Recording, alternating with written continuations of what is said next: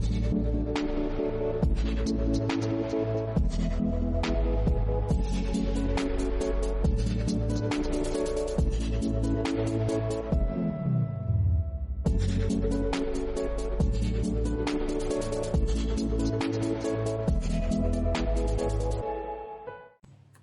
everyone, for those of you who aren't familiar with my work yet, my name is Jared Foote. I am a personal trainer, a yoga teacher, an animal flow instructor, a mindfulness-based stress reduction coach, and generally I am a movement and mindfulness practitioner. I believe that the practices of movement, mindfulness, and sustainable living are the keys to happiness and self-actualization. That is what I coach, that is what I practice, and that is what I really want to share with the world. It's what I deeply, deeply believe. Now, today I'm going to be sharing with you my handstand journey, what got me into bodyweight training, and it has really resulted in, of course, a lot of physical progress, but mental and spiritual growth as well.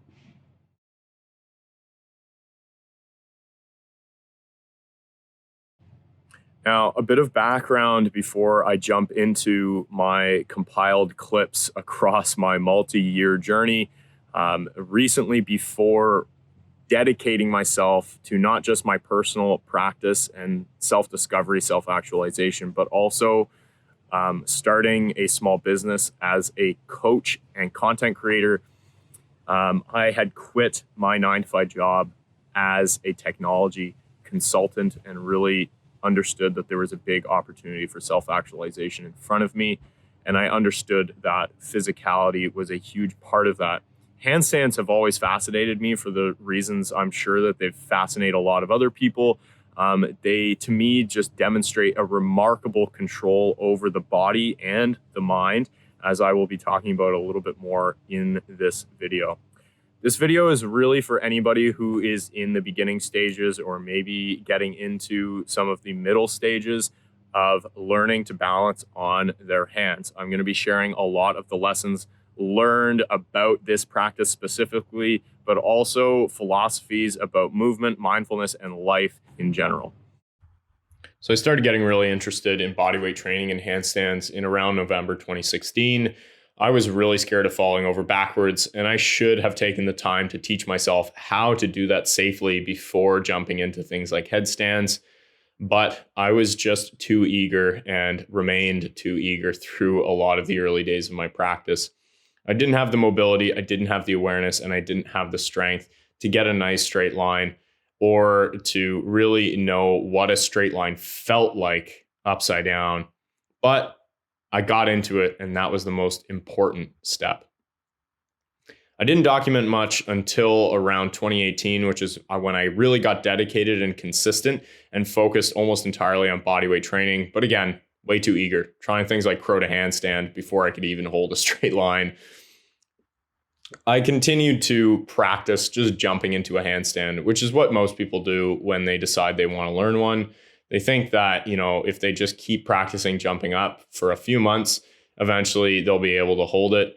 But it just doesn't work that way. You really need to take a step back. You need to accept where you're at and understand that there is a lot of mobility, strength, and awareness work that you need to do before being able to just jump into a handstand. Now, this did help me make progress, and occasionally I would find a second or two of balance, which gave me the motivation to keep going. But if I was smart, I would have followed some much, much more intelligent techniques. Headstands were really helping me build an awareness and confidence upside down. So I do highly recommend that you practice these. It's also going to start to build the core strength needed for various shapes upside down.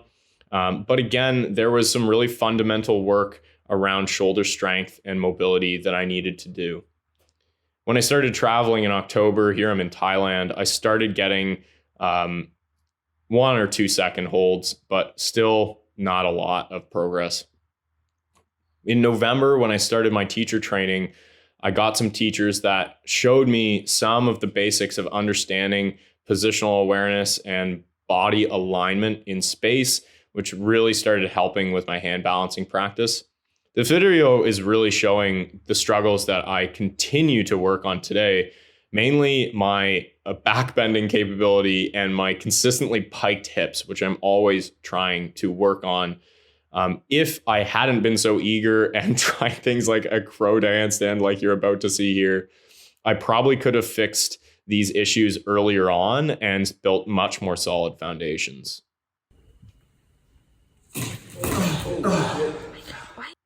So you can see my back likes to bend and my hips like to pike. I also had some pretty significant left to right imbalances. In December, I started getting consistent holds, but I wasn't fixing that funky shape you just saw.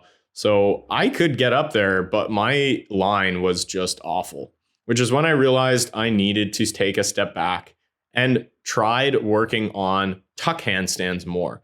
So I would hop into a tuck, and if I found a moment of balance, I might press up into a straight line. But even that was a bit too eager. I should have just focused on the tuck and built up those solid foundations. It's really about elevation of the shoulder blades. So if you ever join any of my classes, you'll hear me constantly say, seal the gap between your shoulders and your ears, which I was not doing, which is what resulted in that arched back and those piked hips. If I had elevated my shoulders more and really built that solid foundation in the lower half, then I would have been able to hold a handstand a lot better. Continuing to be way too eager, I really wanted to be able to do things like an L-sit to handstand, but I just did not have the prerequisite strength, skill, awareness, any of it really, to do it. Although I did get pretty close on occasion after dozens and dozens of tries. I started to get pretty close to a straddle press with a little hop. I could press myself up, and I was getting really proud of that. I was really excited to get that press. And honestly, I was much more concerned with a press than holding a straight line. And even to this day, I'm much less concerned with a static hold as I am with a dynamic flowing handstand. I was starting to build a much better awareness too. I knew when my shoulders weren't fully elevated, and I knew when my hips were piked, and I could start to straighten out my line a little bit. I used conditioning exercises like modified pike presses in a tripod headstand to get a bit more comfortable. But again, I just didn't have those foundations. Kept trying things like crow to handstand. Wasn't there yet, but I was getting stronger. And when I returned to Thailand, I was feeling pretty good. My little hop into my straddle press was getting better. And if my head didn't explode, it looks like it is in this video, I could actually get up there and hold briefly. I was starting to impress some of my fellow trainers as well. In April, I had my first big milestone, and I achieved my first pike presses. I was really, really proud of this, and I really, really got very confident here and knew that even though I wasn't making progress as fast as I wanted to, I was going to reach my goals if I stayed patient, if I stayed consistent and dedicated to my practice. So since I was so excited about getting that pike press, I started working on my presses a lot more. Straddle was feeling better, but still inconsistent. And again, you can see that my shoulders are too far forward. I'm not fully elevating. And so I still didn't have the foundations to get a nice, clean, straight line. Getting way too excited here and thinking maybe at some point I could get a one-arm handstand before I even had a solid two-arm handstand. And clearly my body awareness in space isn't great either. I started really training the strength of my shoulders without a really good understanding that it wasn't necessarily about my deltoids or my triceps, but it was actually about those scapular elevators, levator scapulae, upper traps, things like that. So while I thought I needed to work on the straddle press itself, and particularly in the hips and glutes and balancing my legs over top, what I really should have been focusing on is just strengthening those muscles to get solid elevation and great foundations upside down. I had a great back bend. And so I started incorporating back bend variations in my hand balancing practice, which I'm happy I did, and started making my practice a lot more fun too. This has actually translated quite well into some more advanced variations that you'll see soon. But most importantly, I discovered the chest to wall handstand hold. This is probably the single exercise I can dedicate 80% of my progress to. It is the best way to learn a straight line. You just have to be comfortable with falling over backwards because it will happen. And for that reason, can be a scary exercise. At this point, I was getting quite a lot stronger and started feeling comfortable enough to practice every single day. And I knew that the more frequency I could get, the more progress I would make. So I wasn't feeling too sore in the shoulders after doing long bouts of practicing at this point. And so the frequency improved both my straight line as well as my consistency holding a handstand. Now, you can see my line isn't perfectly straight, but I felt pretty comfortable holding a variety of different shapes and falling out gracefully, as you just saw, before kicking back up and holding again for maybe 5 seconds, maybe 10 seconds if it was a good day. I was feeling really good about my practice, and I was really, really confident that I could continue making great progress if I stayed consistent. I even started incorporating a bit of animal movement. I started traveling again at this point, so I'm still in Thailand, but in a different part of Thailand, out in the jungle. And I was inspired by these monkeys that were all around me at the time. All of these things, discovering the chest to wall handstand, learning more about my anatomy and proper alignment through really all the joints of the body was translating really well into a straight line hold as well as my press work. So I'm thankful that I eventually discovered the need for supplementary training through things like the chest to wall hold, as well as a multitude of other exercises. I had decided I wanted to start training seriously for a handstand push-up. I felt like I was building the prerequisite strength for it. And you know what? I probably was right. I wasn't quite strong enough to get full range of motion with this chest to wall variation. But I knew if I limited the range of motion, I could start building up some pretty solid foundations here. When I got to Bali, which is where I was in this video, I started thinking that I needed to work more on my shoulder positioning. And at the time, I thought it was a mobility issue. So you just saw me there stretching my shoulders and then trying to get my shoulders more open in a forearm stand. But you can still see that funky shape that I make quite often. My presses were getting better, and I was focusing on getting a nice straight line. I met some really great coaches at this gym called Nirvana Strength in Bali who gave me some great tips and in the long term have really, really helped me in my practice. But again, you can see me struggling with the same issues. Something that has really, really helped me is the discovery that trying different objects to balance on really teaches your mind to adapt in different situations. So I've discovered that parallettes are actually a lot easier for me to balance on. I don't want to rely on them too much, but using parallettes has actually allowed me to get a much straighter line and hold it a lot more consistently and for a lot longer durations.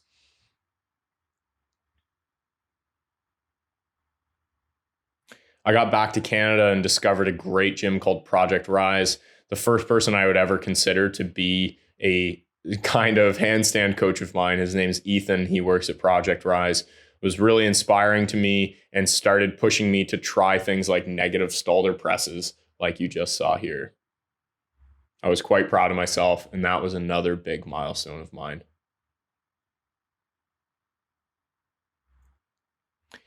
Now, I started visiting some calisthenic skills classes. You can see Ethan behind me on the left hand there. I'll tag him in the comments below. And these classes and just the motivation of having friends and people around who were like-minded was really, really pushing me. And I started getting a lot stronger. That plus a lot more calories was helping me build some serious muscle mass. Incorporating these animal movements was really helping me as well. I decided to actually take my animal flow certification around this time, and I started integrating hand balance variations like the tuck handstand into animal movements like the side kick through. In December, I started getting really strong and really knew that if I kept working at it, I could get my handstand push-up with the combination of parallel training and my really solid press at this point. Negative handstand push-ups, as well as things like pike push-ups, were really helping build up some great shoulder and tricep strength. And although I wasn't strong enough to push up yet, I was getting there and I was really excited. I also, again, with the help of Parallettes, was starting to realize that I had more control over my body than I realized. I just needed to try different things and keep my practice varied. I started getting a pretty solid handstand to L-sit negative. I also started visiting calisthenics meetups. This one, again, is at Project Rise, and that is my friend Ethan on the left there.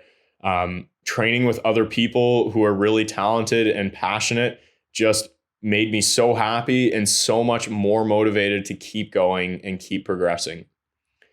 And I'm happy to say shortly afterwards, I got my first ever handstand push-up thanks to the use of Parallettes and thanks to all of my conditioning work and working on my overall strength.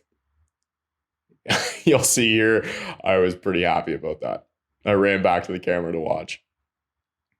I started working at a gym called Lifetime in the Mississauga area here in Ontario, Canada, and continued working on my training. It was pretty varied at this point. I wanted back bends, I wanted presses, I wanted handstand push-ups, but I was doing the required conditioning training to help with all of that. And I was also being a lot more patient and really enjoying my practice at this point. I started getting pretty solid presses. So you can see me here doing a bent arm Stalder press and with a straight arm negative. And at this point, I was really, really excited about my practice. And I started realizing how far I could take this if I just kept going, kept being patient, kept working hard, and stayed motivated. Continuing to work on my handstand push-up started to reveal another weakness of mine, which is protraction strength. You'll see here that I cannot remain protracted in the bottom positions, which has really been an issue for me.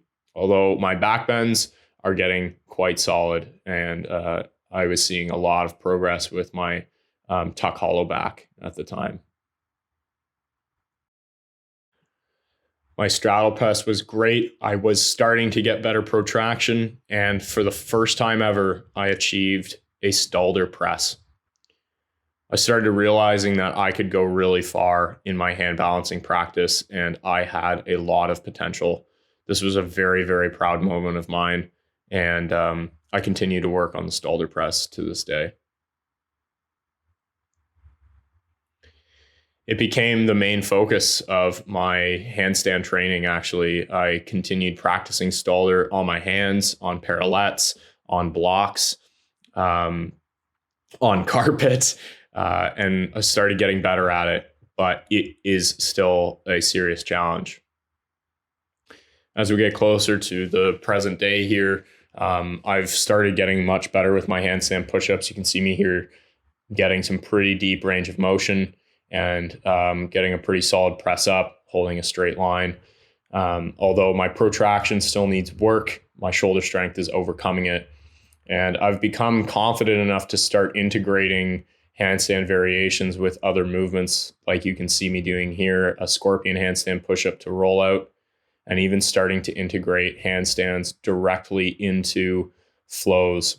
So my practice now looks like a combination of yoga, animal flow, hand balancing, and calisthenics. And this flow was really, for me, it got a lot of attention on social media, but I also found that it just really represented my unique take on these practices and the unique combinations that I like to put together. You can see here me mixing presses, tuck handstands with mobility work, animal movements, and things like that. And my practice today is just something I'm extremely proud of, and I consider to be unique. My strength is getting really good. I'm starting to rep out some bent arm stalder presses, some handstand push-ups and things like that. And while I continue to work on my protraction strength, I am focusing much, much more on overall conditioning.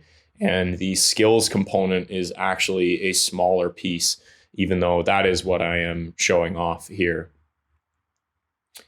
So I've even started to get towards things like 90-degree handstand push-ups, although I do definitely need to work on my protraction strength to get better form with these. So here you can see me using the straddle for this and a handstand to V-sit negative. Some of my other favorite skills that I've been working on at the same time, like dragon squats, as you can see here, I've started integrating into flows as well. So here you see me doing a puppy press up into a diamond handstand and then lowering down into a dragon squat.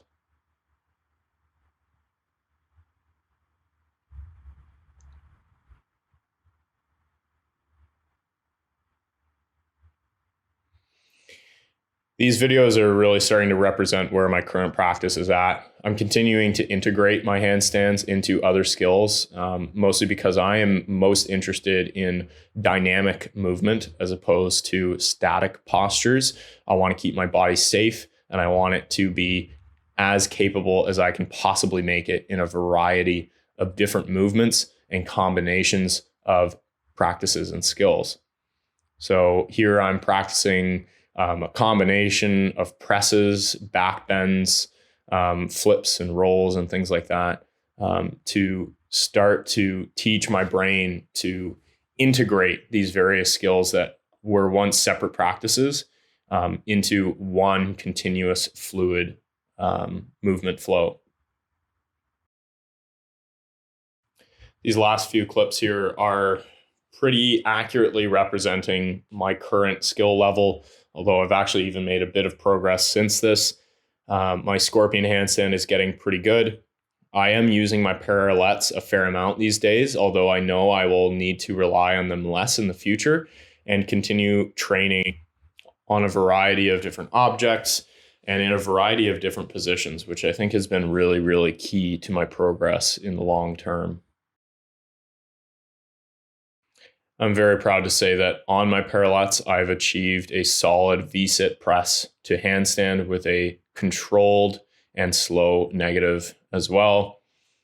My next step is to learn this one from the ground, which I am very, very close to being able to do. Currently from the ground, I have a solid Stalder press and a very, very controlled straight line hold. Not only am I proud, but these just feel amazing. And there is nothing that clears my mind more than spending a little bit of time moving and a little bit of time upside down. So I want to build upon some of the things that I've brought up already, as well as share more of the lessons that I've learned so that you can learn from my mistakes and have a faster journey towards your handstand, whether you want to learn to do a press, whether you want to learn to do a nice straight line static hold, or some other kind of hand balancing variation. So the first thing is that you need to start with the foundations. Quite literally, you need to start from the ground up. What I wish I had done was really focused on a great crow pose. If you don't know crow pose, it comes from yoga, or also some people will call it a frog stand, and then progressed from there to a tuck handstand, to a straddle, maybe a straddle press, maybe a straight line. But I really wish that I had started from the ground up, literally with a joint by joint approach, making sure that I had proper wrist mobility and wrist strength, and that then I was completely locking out my elbows, that my shoulders were fully elevated and fully opened up, so that I could then continue to take that joint by joint approach as I started to progress through variations from the ground, extending my body upwards and away from the ground. That is absolutely critical for hand balancing, and that is absolutely critical for really any kind of movement practice, is that using the ground as a proprioceptive tool will teach your brain about your physical positioning in space. It teaches your brain to get very, very in tune with your internal proprioceptive capabilities. The second thing is that I wish I had done a lot more conditioning work in my early days of my practice. You are going to make some progress, as I did, with just kicking up or just practicing presses over and over and over again if you are dedicated and if you are consistent like I was. But you will make much faster progress if you spend about 20% of your time doing skills practice, like kicking up into a handstand or other skills exercises, versus doing the actual conditioning work needed to build the strength and the mobility necessary to get your body into the correct position, straight arm, whatever it is, whatever progression you're working on at the time. Spend 80% of your time doing conditioning work to get a proper alignment in your body. If you're not mobile enough in certain joints, if you're not strong enough in certain muscle groups, you're just not going to be able to get a handstand. It doesn't matter how much you kick up, you're going to have to build that alignment through conditioning somehow. If it's just happening during your skills work, you can make that progress happen, but it's going to be much faster and much more effective if you isolate skills and conditioning work and focus on that conditioning. Number 3 is balancing variety with specificity. So you probably saw through my journey, I practiced tons of different shapes, different kinds of presses, different kinds of holds, and that kept me really motivated, and I got little pieces of progress in a lot of different places, which kept me going and really showed me that I could make a lot of progress if I just kept at it. However, you want to make sure that you're not too varied across too many different kinds of things that you're practicing, as I probably was, especially in my earlier days. Pick a few that keeps you interested and keeps you motivated, but stay reasonably specified so that you're not spreading yourself too thin and making a little bit of progress in a lot of different places versus making a lot more progress in a few specific places. Everybody's balance is going to look a little bit different. I think for me, a bit more variety is probably necessary, especially nowadays, because I've got more patience and I don't mind taking a bit longer to get to where I want to be. I would rather have fun with my practice and be motivated in that way. But if you're somebody who needs to see progress quickly, or you're struggling with the patience aspect of things, then make sure that you get more specified. Figure out what works best for you and just keep yourself balanced in that perspective. Number 4 is share your journey with other people. And I mean that in the sense of how I'm doing this now. You can do this through content and through digital means like social media, but as well, do this in person. Find training partners that inspire you, that you enjoy spending time with, that are as passionate and as motivated as you are, and have reasonably similar goals. I started making a lot more progress when I connected with friends and family and people who I just really enjoyed being around through different training facilities and different gyms. The few coaches that I've had for short-term periods have taught me a lot and shared a lot of ideas and techniques and tips that really have changed my practice dramatically. Even if it's harder to see physically, it is definitely changing up here a lot with new ideas, new concepts, and techniques from other coaches, other practitioners. So share your practice with others. It really, really does elevate yourself. And it's such a pleasure to see other people elevated through your presence and through your collective practices. This is less of a tip and more of just a general piece of philosophy, and something I deeply believe is that if you master the body, you are beginning to master the mind. Really, we tend to separate the body and the mind, but they are one and the same. By learning to do something like a handstand, your brain is adapting massively. And you will find that a lot of these things get extremely complex, and there is a huge piece of awareness related to not just the handstand, but a lot of these other bodyweight skills, or even things like weightlifting and whatnot.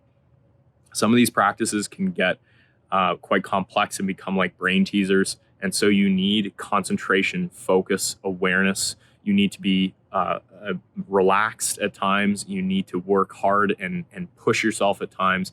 And the more you learn about your mind, the better you will be in your physical practice, and vice versa. The better you get in your physical practice, the more aware you become of your physical body, the more aware you will become of the mental activity that's going on during that practice.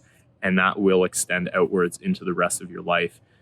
I do believe that the preliminary components of a good mindfulness practice is a movement practice. Whatever that looks like, it definitely doesn't need to look like a hand balancing practice. It might look something more like yoga.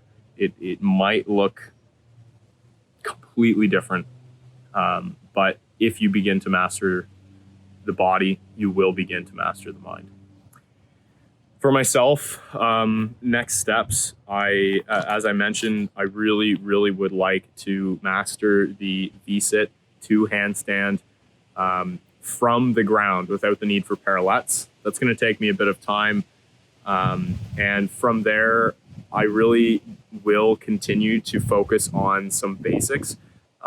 There are still some foundational pieces that I need to work on physically. And once I've built about a 2-minute solid straight line hold, I will begin working towards a one-arm handstand. And I've actually started doing the occasional one-arm handstand chest to wall holds just for fun, really.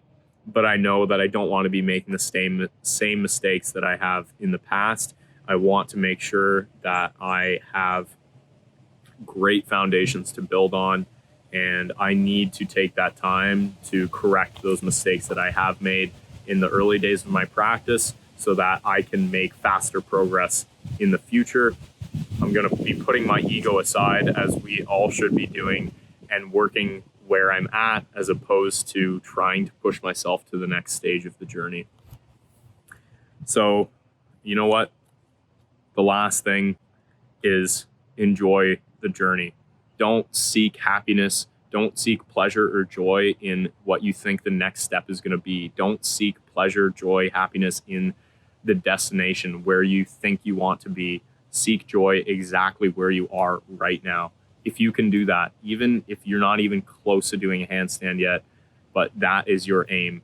If you can find some joy in what your body, what your mind is capable of doing right now, you will get there. I promise you. But if you focus too much on the goal, on the destination, you will get lost. You will get frustrated, and you may completely give up because you're not here. You are not being present right now.